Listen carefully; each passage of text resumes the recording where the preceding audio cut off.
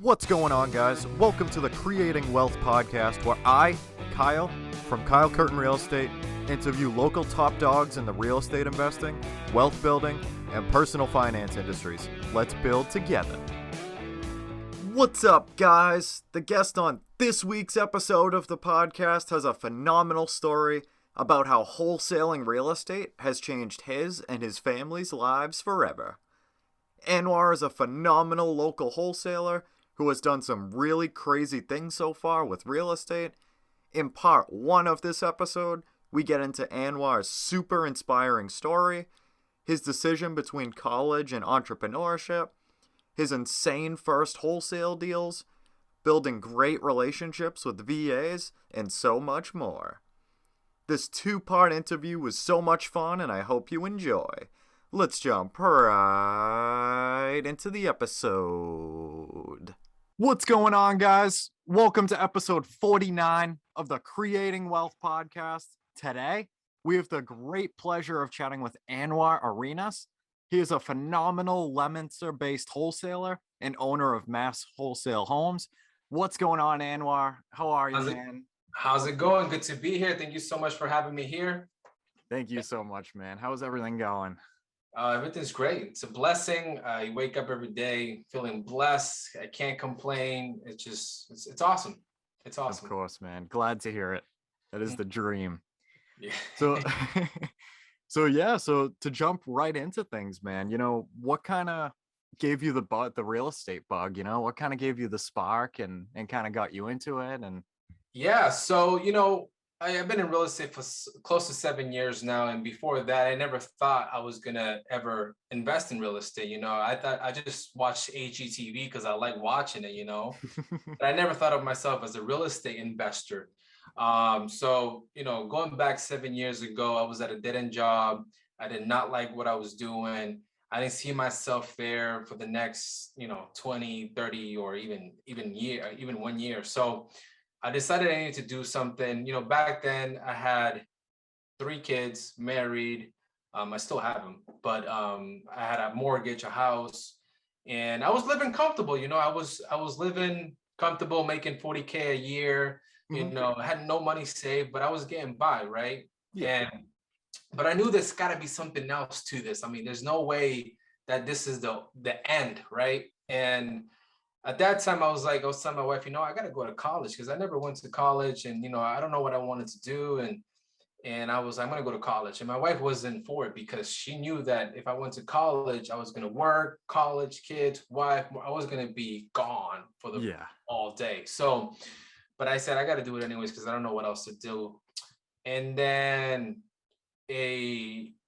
during that time, I had a difficult time too because my hours were getting lower at work and it was not as busy. I was installing DirecTV, so I was a cable guy back in the day, and and hours were low, so financially I wasn't really good. So at that time we had some stocks that we just kind of had, and we just wanted to liquidate them because we needed the money with the family, right? Yeah. The guy came over to our house, a friend of ours. He's a stockbroker, and he says, "Hey, have you ever read that Rich Dad Poor Dad book?" I'm like, "No, I haven't even heard of it. I don't even read books, right?" Yeah. And then he's like, "Well, I recommend you reading it because it's a really good book, and I think it'll really help you out." Because I told him I didn't know what I wanted to do and stuff like that, and I didn't like where I was living, working, and I was going to go to college and yada yada. Anyways, so I think within that time period, I've already signed up for college and everything. I was going to start that semester. My wife wasn't too happy about it, and then I was still reluctant about it. I was going to do computer science.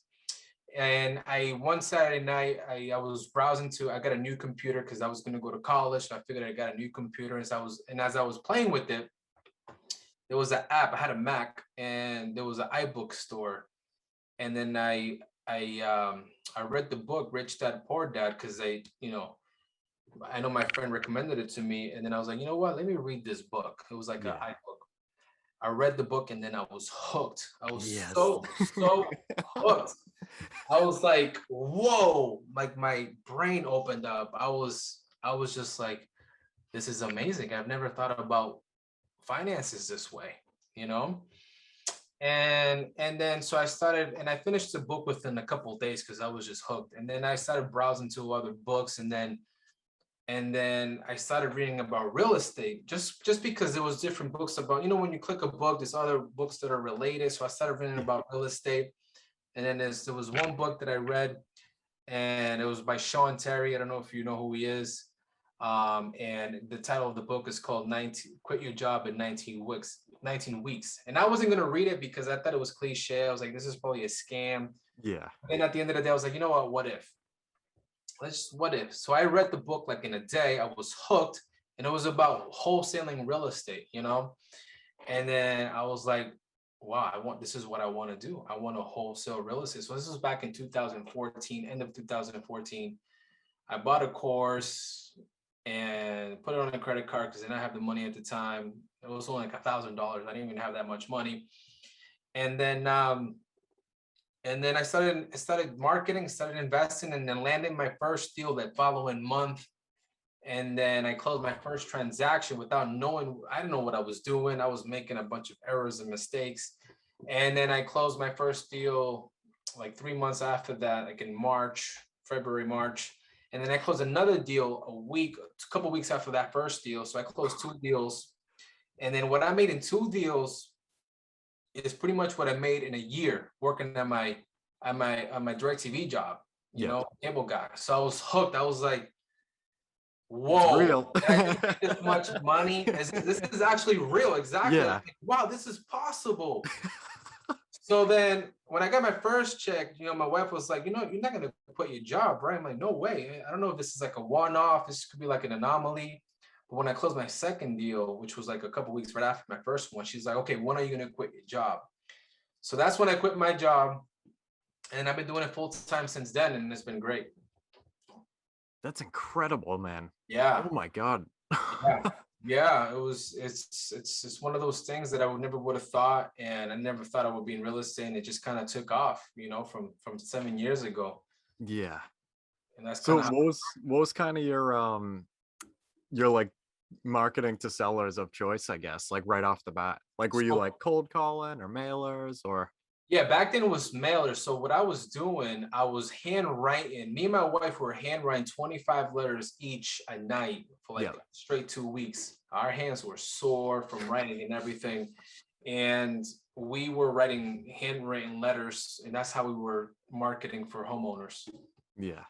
And that's how I landed my first 2 deals. And, it was crazy how I got my first deal. So back then I wasn't sealing them. I was just tucking them in the envelope without sealing the actual envelope. And I was sending them off that way because they were saying that if you do that, it'll be more of a personalized look and people want to call you more, right? Yep. So that's what I was doing. And then it's a funny story. So the first deal that I ever got, this is a funny thing, the first deal. And so I'm driving home one day, right, from work. It's a Friday. I'll never forget. And then I'm saying, man, I really wish this works. I really want to quit my job. I don't want to go to school. And I just want to learn real estate. Please just give me a sign, God. I want to really make this work. Yeah. So I get home, right, and I check my mail like I normally would. And then I was also saying I wanted to bring my daughters to Colombia because I'm from Colombia originally. I wanted to fly them down there. And I was like, I want to take them to Colombia. So when I got home, I was checking my mail. And on the mail, there was the passports for my girls because we had them, because we were trying to get the passports ready when we do travel. Yep. And I was like, oh, this is interesting. I just kind of prayed for this, and this happened to be in my mail today, right? And then I'm going through the mail, and then I see this envelope, this written, personalized written envelope. And this is weird. There's no return address. So I open it, and it's my envelope that I hand wrote to this seller. And then I open that envelope, and it says, I don't know who this is, but whoever wrote this regarding my parents' estate didn't put a letter inside the envelope. But if it's in regards of my parents' estate, call me because I need to sell. I'm like, whoa. I got chills. Yeah. I'm like, what is going on? Oh, man. I don't know what it was, but right there and then I knew that was going to be my first deal. Yeah. And yeah, so I guess during the process of the mail, my letter must have left the envelope or somehow. And I called the guy up and I'm like, yes, I was the one that sent the letter. I don't even know what the property, what the address was. I didn't know I was just letting him speak. He's like, yeah, I want to sell my house. And back then they was teaching us to do like a soft pass on the seller on the phone to see how much it would want for the property, to see if it's even worth going out to the property. Mm-hmm. And I said, I'm looking to pay only 40 grand or something like that, right? Now, mind you, this house is like $200,000 in value, right? Yeah.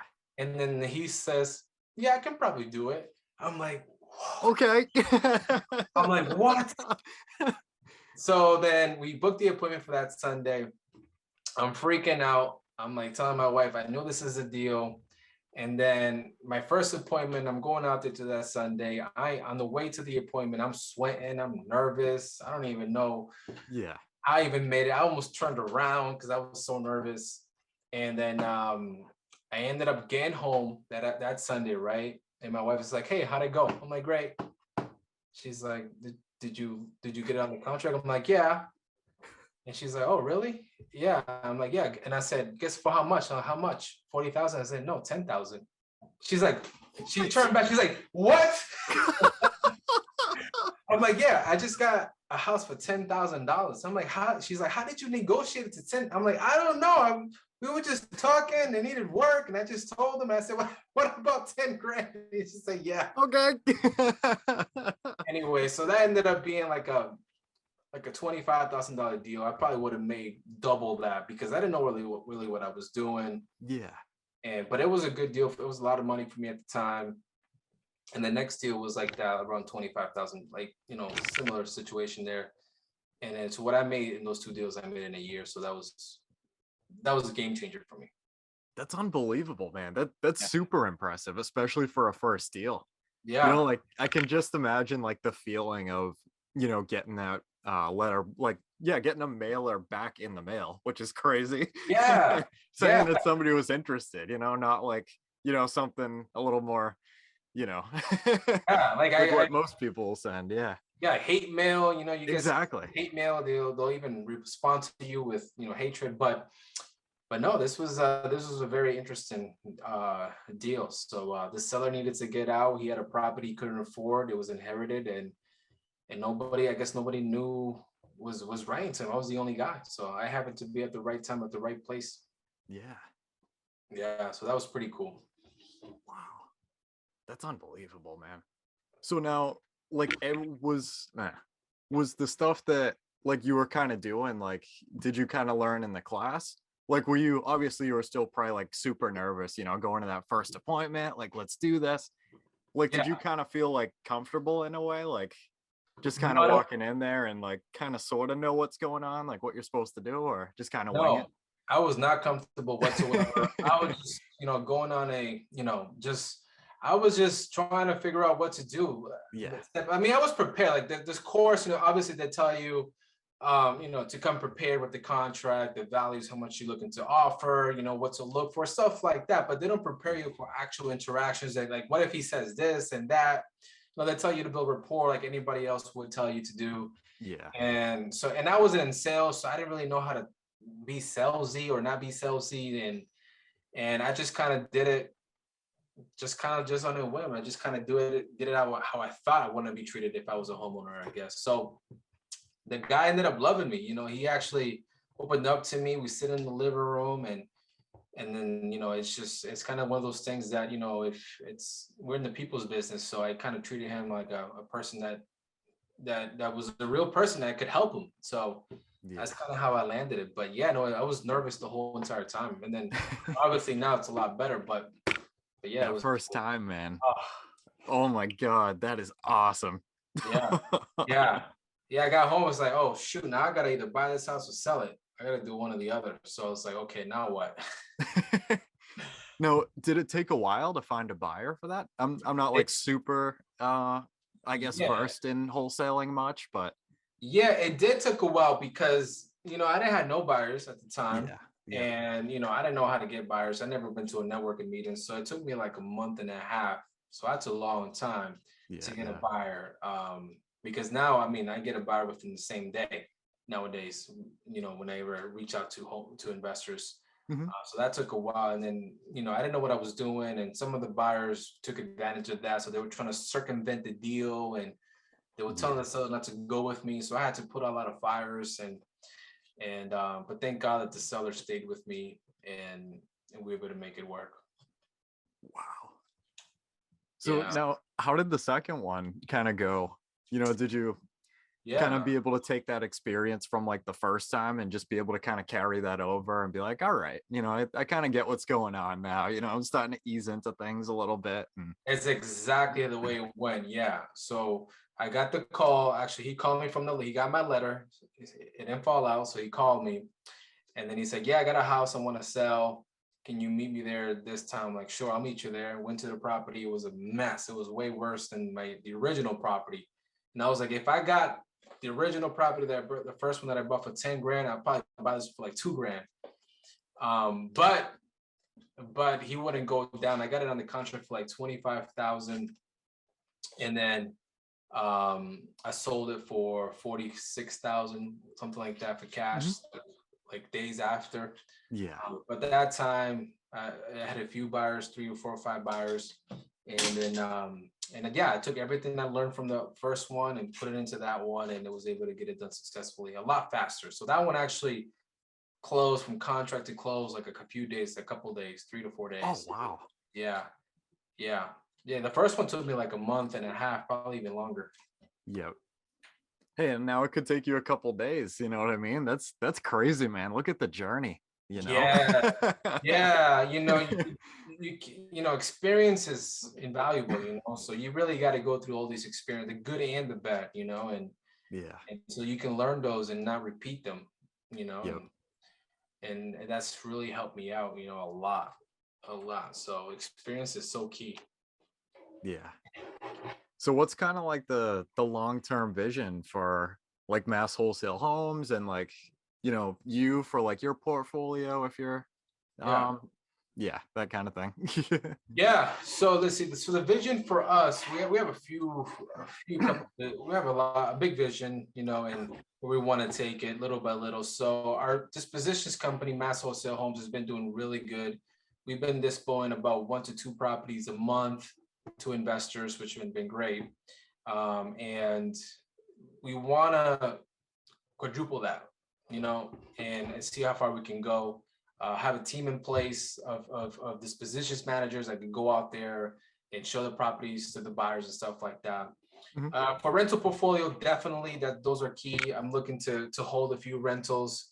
It's just hard when you have a deal that comes into the pipeline and it's like it has a ton of equity, and you can keep that equity and cash flow it, or you can sell that equity to your investors, like sell the property and take all that equity out and use that so there's so many avenues. So I definitely want to keep a rental portfolio. I sold my rentals in 2018, because I thought the market was going to be at its height, and I was totally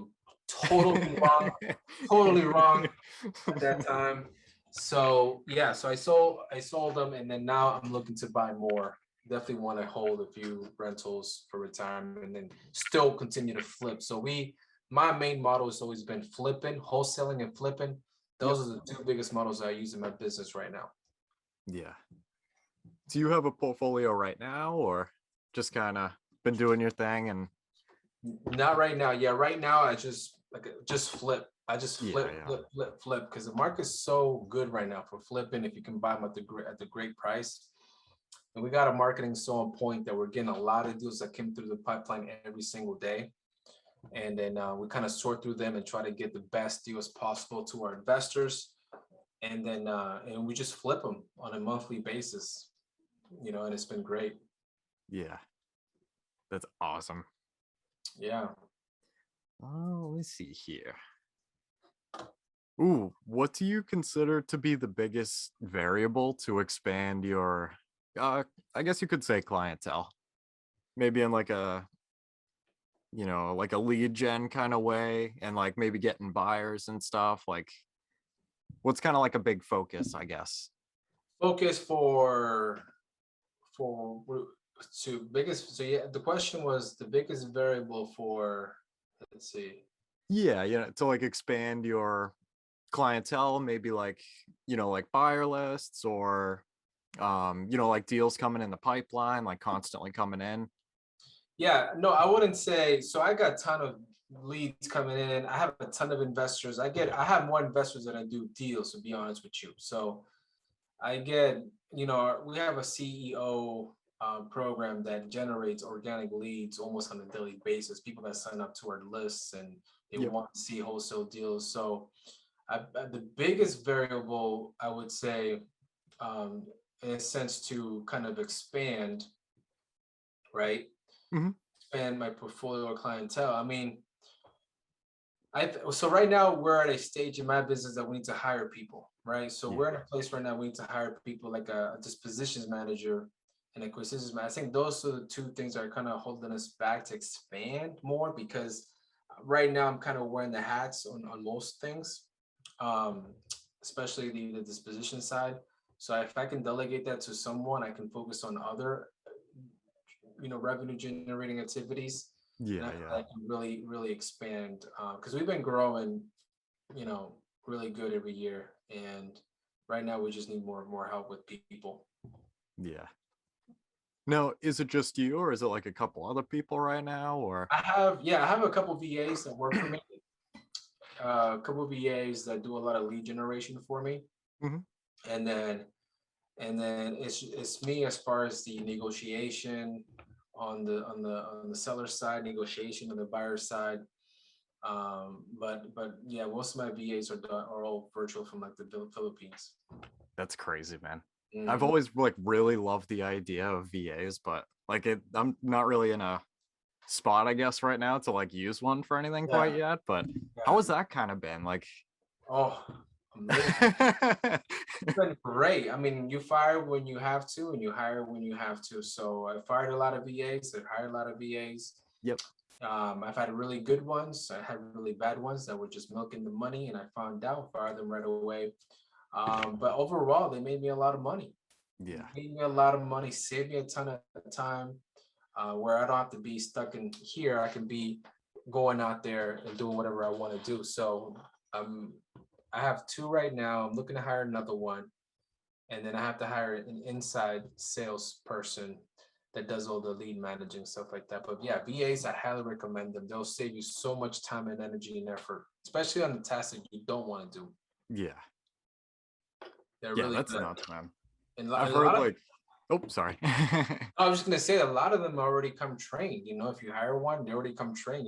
There's minimal, stuff you have to do with them. So Yeah. it's good. Yeah, I've heard like some of the really crazy stories of like people building these huge businesses, like, all run by VAs and like, you know, I just I'm trying to think because like I haven't really talked to a whole lot of people that like actively use, VAs from like overseas and stuff. How is it like, do you kind of build a relationship with your VAs like the same way that you would like, somebody in the office or like how does that kind of look like the relationship? It's exactly right. So I tell my VAs to be open with me every single time. Like I have a VAs that call for me, right? Call customers for me, right? Yep. And I tell them, if the calls that they're doing are they're like getting negative feedback, or if the list is bad, I want them Yeah. to be upfront with me. They say, hey Anwar, the list that you gave me it's crappy. It's not producing really well. And so we communicate on a day-to-day basis. They send me messages via Skype. And then Oh. and yeah, I give them bonuses whenever we close a deal that they dispositions to our systems. I give them bonuses. I said, listen, I just don't want to pay you your rate. I Yeah. also want to give you bonuses and reward you for the work that you have done. And they love that stuff too. So, sometimes they call, say, hey Anwar, I can't work tomorrow. I'm sick. Can I make up the hours next week? I'm like, of course. Get better, take a couple of days if you have to. Yeah. Yeah. Just because there are people, they have families that they got to feed, and they're working hard, and it's not easy to sit in front of the computer for hours and hours and hours calling. I can So imagine. Yeah. yeah, I mean, I've done it. That's why I hired it out. Yeah. I don't want to do that anymore. It's very it's too tiring. Exactly. You know, and Yeah, even if you're able to find somebody who like really, really enjoys doing that, that's like their one thing, I guess you could say. exactly. And if they love it, they like it, and you want to keep them happy. Like for example, I got this one VA right now. She's amazing. She's from Egypt. Hmm. Her English is so well. She's so sweet. Every time I talk to the people that she spoke with, they all rave about her.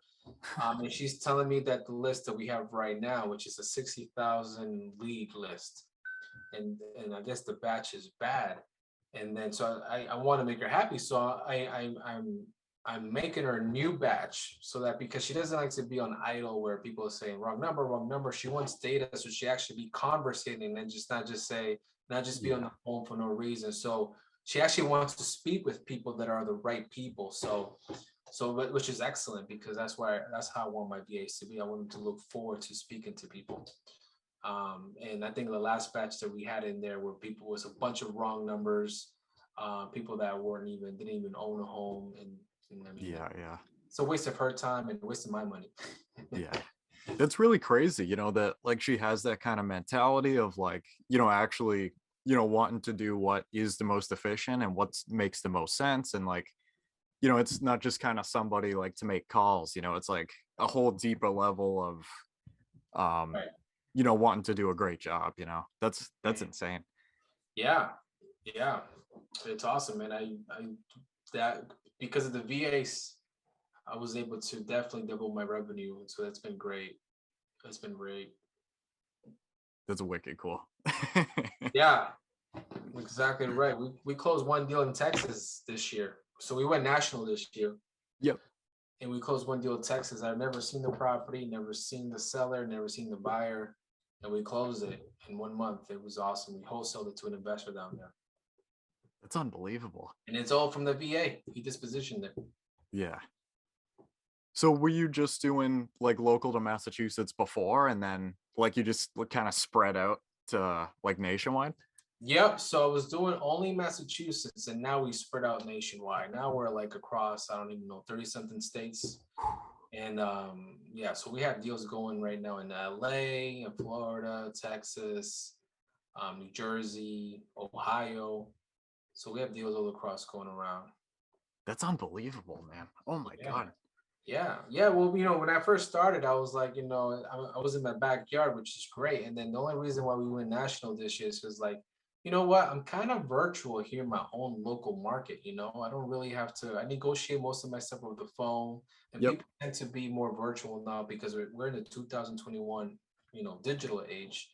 Yeah. And everybody understands technology and whatnot. So I was like, let me bring that to national to see how that would work. So I started in February, and then in March I closed my first deal in Texas. I was like, okay, well, let's go everywhere else, see where the money's at, and then it's been great.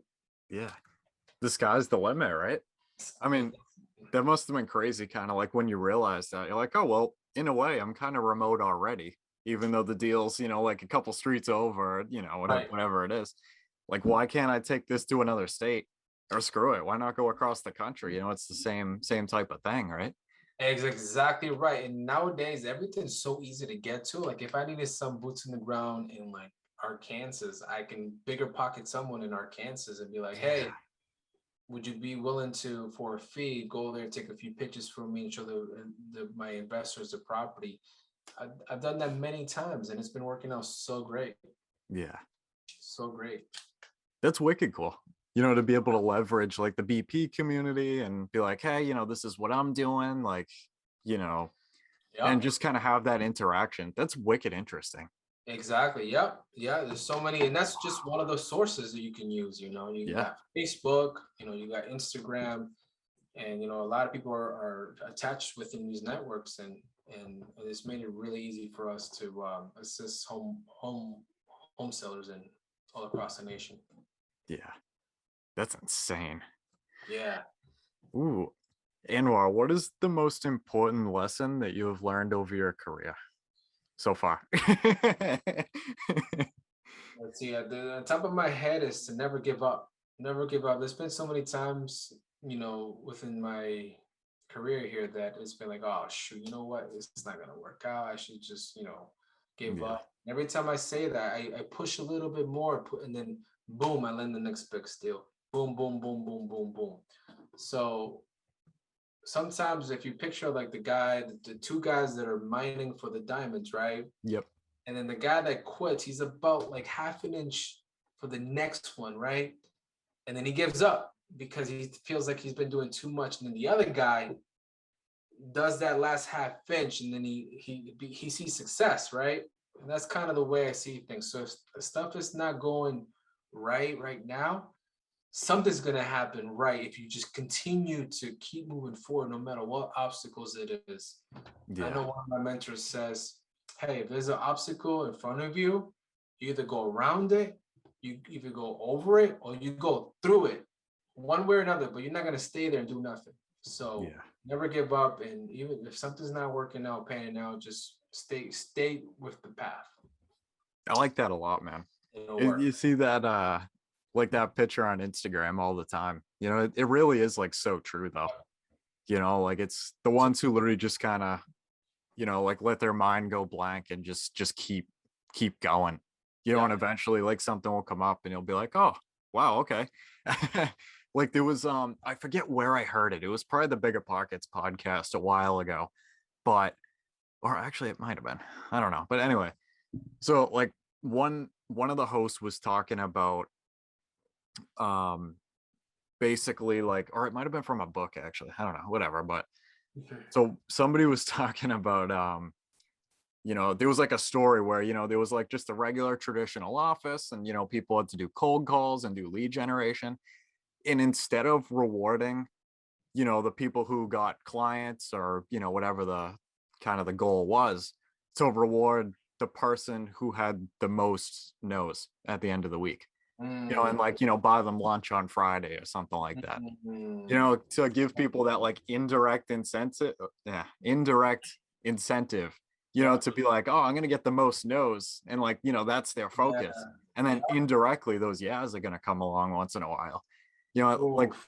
once I heard that, like that really got me thinking, man. I was like, oh my God, Yeah. like that's crazy. You That's so know? powerful. That's so powerful. And that's what I tell all my VAs. Say, listen, Yeah. you're gonna get a ton of no's. You're Yep. gonna get more no's than you're gonna get yes. But that one yes is gonna be so worthwhile. Of all the hundreds of no's, that one yes is gonna be amazing. It's gonna be worth your while. So my bonuses to my VAs is pretty much a month's salary in the country, you know, Yeah. and they love that. So and that's why you got to keep the mentality that not everybody's gonna say yes, Yep. but you keep going through those no's so you get to that one yes. And that's so true. It's so true, especially in sales and business. You gotta go through all the no's just to get to that one yes. Just kind of Yep. filter through them. Now one yes will make it worth it. So worth it. And you keep going till you go into all you go through all the no's. I mean, each Exactly. marketing is different, obviously. I mean, some of them you get more no's than yeses, and some more direct marketing is more yeses than no's. So it just depends which one you do, but you're gonna Yeah. get either way. That principle, man, like once I heard that, like it literally just made my head spin. I'm like, whoa. That's powerful. Just to go from like a completely opposite direction and reward the quote unquote failure, which Yeah, indirectly, you know, like you don't even realize it is actually, you know, giving you more of an incentive to succeed. I was that's like, powerful. whoa. That's powerful. If you I find forget that, where I saw it, man. It's killing me.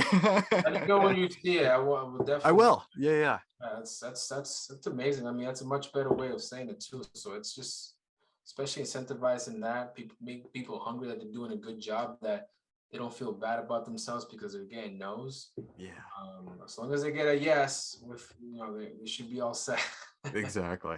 It's so interesting too to like, you know, all the different mentalities of, you know, just kind of getting through the garbage to get to that one yes. You know, whether it's like a mentality like that or like, you know, like the diamond thing, like just to kind of, you know, give you that motivation for when things aren't going so well, and like just to kind of keep you going and kind of ignore the thoughts that, you know, you're getting and everything, and just kind of keep it going. Yeah, it's very mental. This business is very mental. Anything hard, really, it's really mentally exhausting. So you got to make sure your mind is on point, Yeah. and start feeding yourselves with this type of stuff that we're talking about on a daily basis, because it's easy to give up quickly. Like when Steve Jobs, when he was doing an interview somewhere, and he says, if you want to become an entrepreneur, um, you better make sure you're so tough in the head, because any regular person would call you crazy to go through what you have to go through to become successful. All the mentality, all the depression. Some people actually go through some deep depressions, and or a lot of setbacks. Yeah. And some even call them a masochist because they keep going through so many pain points. But so he was saying that you gotta be prepared, because a sane person will call you crazy because you're going through all these hurdles. But at the end of the day, the reward is so much higher. Yeah. So you gotta be really prepared to go into the business and prepare your mind, because it's tough. It could be tough in the beginning. And Yeah. yes, the beginning years are the toughest. Exactly. Yeah. It really is a mind game. Whether you're really like any kind of sales role, or, like a real estate agent, or, people doing any kind of lead generation, like selling insurance, like just kind of throwing things out there. Like it really is like a different kind of mentality. Yeah, Like, would you say it's just kind of like overall, like just loving the process to just kind of guide you through, like those periods where, things aren't really going too well for you, like, just kind of resetting and then, just jumping back on it the next day, like, because you love it so much, kind of like, I don't exactly. know how to word it exactly. No, I know what you mean. Like Yeah. sometimes they even encourage these obstacles or a challenge, So I Yeah. don't mind it. Nowadays, I don't mind challenges, because back in the day, I just want it to be easy. Okay, Yeah. I don't want to go through obstacles. I don't want to go through challenges. I just want it to be a bread and butter, like boom, boom, boom, boom, and get it done, right? Yep. Because I really didn't want to go through all that. I just wanted to get it done. But nowadays, since we're producing a lot of deals, I don't mind challenges. I don't mind them at all. And in fact, I encourage them in a sense, because I know I'm learning something from them. And I Yeah. know that if I learn from that, the next one that comes across that way, I'll be more better prepared. So whenever there's a challenge and then I overcome it, I just like, yes, I know what to do now. So for me, it's encouraging, because I know I've never been through that particular transaction or whatever it is in anything that you do. So I encourage it. Yeah. Yeah, definitely. I feel like that really is huge, to just be constantly learning and, taking those lessons to the next one, and just Yep. kind of doing it through, going through the reps and stuff of going through those transactions, and, Right. hearing those things from sellers, like, all right, this guy said like this, and this, like, Yep. how can I kind of adapt my play style, I guess you could say, to be able to counter something like that, and like, Right. just kind of always adapting, I guess you could say, and It's exactly right, because a lot of people quit on their first challenge or their first set of challenges and just quit, and they don't understand that they're learning. They're yeah, not, maybe they're failing in a sense, but they're not really failing, because the only time you fail is when you quit, you know. exactly. Yep. So when you're seeing when something's not going the right way, you have to be objective and be like, okay, what went wrong and how can I fix it? And if Hmm. it's salvageable. So like we had a deal last week, or this month, that was going completely wrong in each direction. Okay, we put out a fire. Okay, great, we're smooth. Boom, something else popped open. And I'm like, okay, we know how to deal with that. Boom, fixed it. And then something else happened that we never experienced. And we're like, wow, is this even gonna close? Yeah. And then at the end of the day, we closed it. And then, you sit back, you get the money, and you be like, okay, great. Why did I learn from this? It was such a hard deal, but what did I learn? And you take that information and you bring it on to the next deal. So it was invaluable, and I encourage it. I love it. Yeah, definitely. So, Anwar, how do you define wealth? Freedom, Nice. Yeah. freedom to get to do whatever you want, whenever you want, how you want it. You know, that's freedom to me. For me, wealth is say, hey, you know what? I'm not gonna go to work today. I got money in the bank. I got an MBA, right? Major bank account. I I can go sit by the pool in the sun. Yeah. I don't have to be there, you know.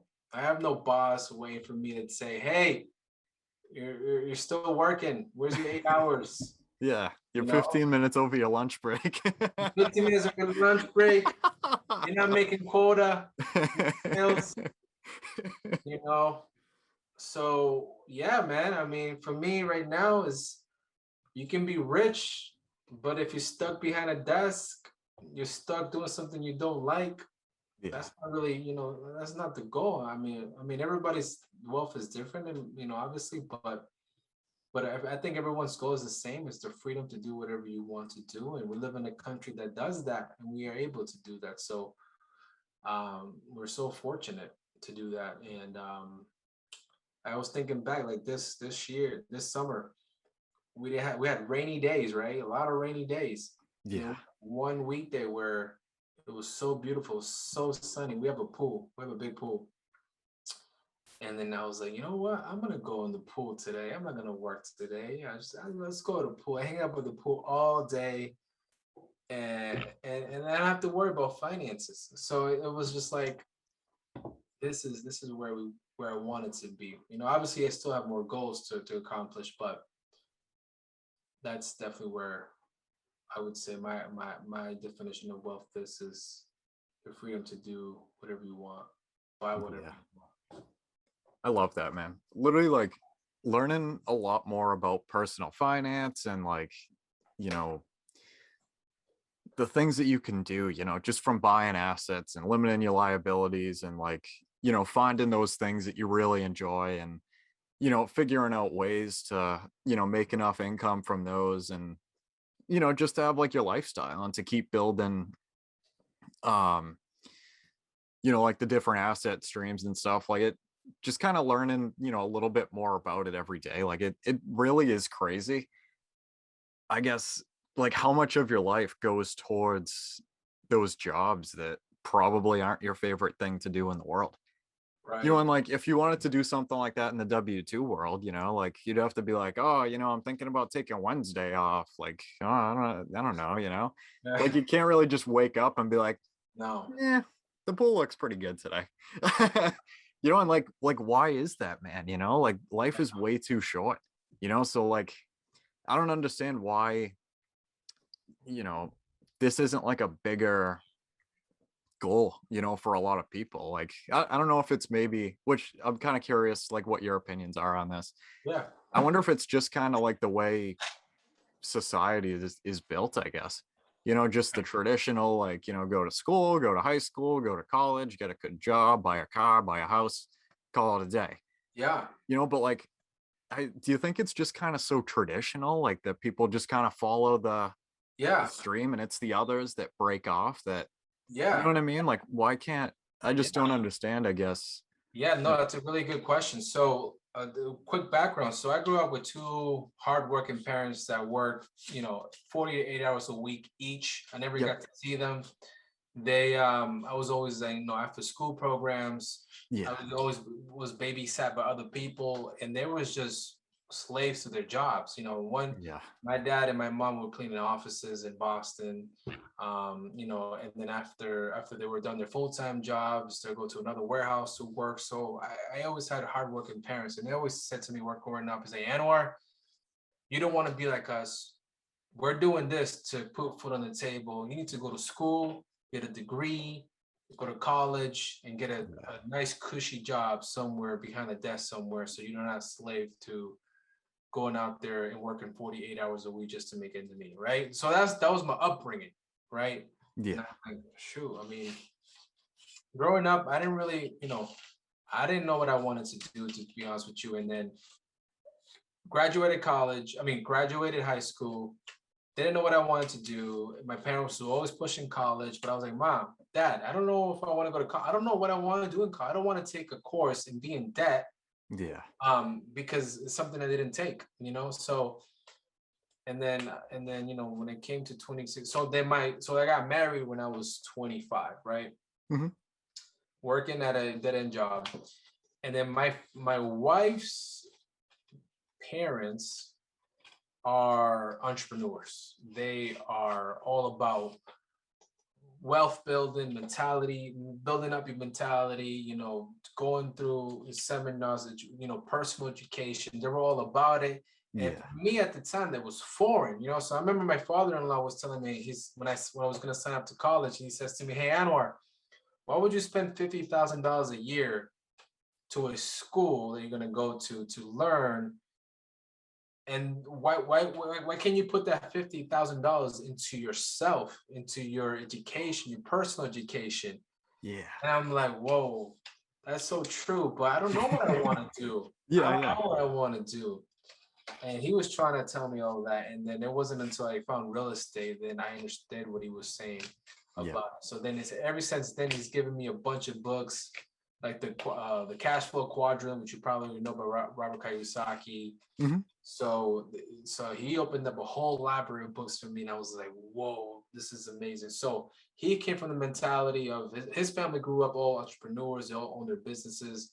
My family grew up of working for the man nonstop, and that's the way I grew up. So I kind of branched off from there over here because I was taught. I was taught about the other side, So I think when people grew up with that within that family, sometimes it tend to be like that. And then you have those other, weird people, or not weird in a negative context, but like people that grew up with great parents that work 9 to 5s, but they become like the next billionaire, like Facebook, like the guy, what's his name? Mark Zuckerberg. So he came from upper middle class people, and they're working. They were probably, I think they were like, I forgot what they were, but they weren't like entrepreneurs, and now he's a billionaire, So, but a lot of them, I think, is the tradition that we grew up with, and how we grow up. And for me, thankfully, I listened to my in-laws, financially, because I really, really changed the trajectory of my financial, which was great. You know what I really like about that, man, is like your in-laws were kind of like your rich dad. And like, your parents, I don't know. I was making that connection when you were talking about that. I was like, whoa. Yeah. You know what? Think about it. You're right. You're exactly right. You're right. No, I totally get what you're saying, man. That's like, my parents are kind of the same way, like just kind of, I mean, not necessarily to that extreme, but just the regular like 40-hour weeks, and just to put food on the table and pay the bills, and that's it. You know what I mean? And I'm obviously, I love them to death, but I'm like, there's got to be more than that, man. Like, I mean, like, my mom loves the beach and stuff, and like, when was the last time we went to the beach? You really can't, because like, you got work during the week, paying the bills and everything, running errands on Saturday, Sunday. I'm like, so, because of some of the things that like she kind of has to do, like to keep food on the table and everything, she isn't necessarily able to do the things that she really wants to, and I feel like, the only way to kind of achieve that is to be able to, create that kind of lifestyle for yourself. And that was another thing we haven't really touched on either, is like, people like us creating these kind of lifestyles, like for ourselves and stuff. And then, trickling it down to like, our family and like, kids, like cousins, family, friends, whatever, like that's one of the things that I really, really love about, just kind of this game in general, is like, like just kind of going through it for us, to be able to create that lifestyle. And then as well to be able to, I guess you could say, free, like family and stuff from doing that kind of thing. And then be able to pass that down to like your kids and everything. And it's so much bigger, man. Like there's so much possibilities. And I think that our parents, great parents, they were all brought within that same mentality. So it's not that it's their fault. It's just the way they were upbringing. They don't know any better, Exactly. And not in a sense that they're foolish, but it's just the way that they're brought up, and they're comfortable that way. So like I said, when I've made $30,000, in 1 week, I was just like, I didn't even know that was possible, even Yeah. especially to me. So, so I made in a year where my mom would probably make in 3, 4 years sometimes, so, Yeah. and my mom was like, wow, okay, no, keep doing what you're doing. That's pretty cool. Keep doing that. At college, yeah. So, Yeah. and I tell her, it's not easy. And I told her, there's been You're right. years, it's been hard. And I said, Mom, I'm not gonna give up. She's like, okay, just keep going, keep going, keep going. Don't give up. And now she's encouraging me because she's seen the blessing. She's seen, what I'll be able to create for my life, for our family here. So she's just encouraging now. And then, so I think it's one of those times where you tell your parents one thing and then you actually go and make it happen. And that's when you can say, see, Mom, see, Dad, I was kind of right, not in a derogatory or not in like in a fresh way, but like saying like, No, I know what you're saying. Yeah. you made what you were doing and it was fruitful. It was fruitful. So Yeah. 100%. And then to be able to have that support come in, like 100% of the way. Like I kind of see that now, like some of the being extremely early, to everything, and obviously still being in my infancy for, like my investment and stuff like that. Yeah. Like, there's not a whole lot of support, I guess, like that goes around, because like people think you're, completely off the wall for trying to, having these kind of things, because like it's like you said earlier, it's people just aren't used to this type of thing. It's not the norm. No, it's not. But when you actually make that happen, things might change a little bit, and people, very, very close to you, like parents, friends might be like, oh, wow, like, right. Keep it up, and it's exactly right. That's the way it works. And, that's kind of what happened to me too. I was just, people were like, wow, I mean, we're seeing what you're doing. You really changed your life. I'm like, and I'm looking back because I don't see myself objectively, but I'm thinking back. I'm like, if I never would have changed my mentality to entrepreneurship and to really see what could be done other than just to make a salary, I probably would have been stuck doing what I've been doing, college, and just not been talking to you about real estate. And it would have been a boring life, really. You're right. Yeah.